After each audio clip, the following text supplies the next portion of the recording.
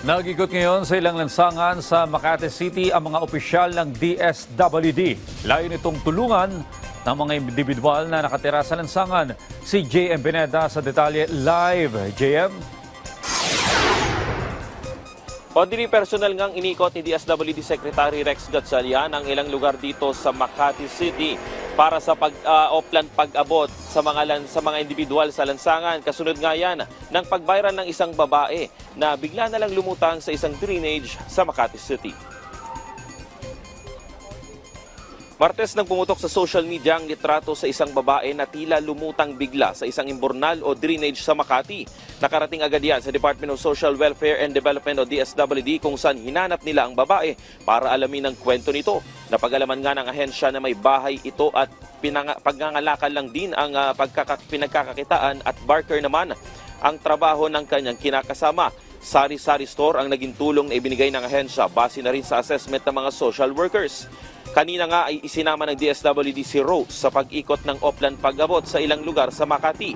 Partikular na ang kalsada malapit sa may Skyway. Dito ay madalas tumambay o pumunta si Rose kaya kilala niya ang mga individual na nakatira sa lansangan sa lugar. Mismong si Secretary Rex Gatchalian ang kumumbinsi sa mga individual o naabutan nilang individual at 3 nga sa mga ito ang sumama sa ahensya.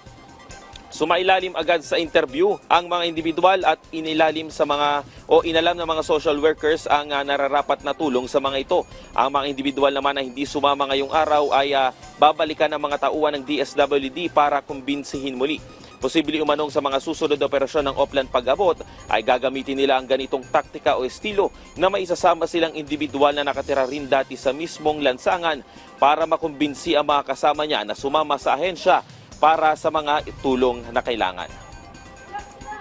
Audrey, sa likod ko ngayon makikita ninyo yung Walang Gutom Kitchen at dito nga sila dinala ng ahensya, yung mga individual na tinulungan kanina ng offline pag-abot. Dito rin sila sumailalim sa interview. Samantala, umabot naman na sa 10,000 na mga individual ang na-profile ng ahensya simula nang magsimula o simula nang ipanitupad ang offline pag-abot. 5,000 dito yung nabigyan na daw ng karampatang tulong ng ahensya at yung natitirang 5,000 naman ay patuloy na kinukumbinsi ng ahensya para mabigyan din ng karampatang tulong.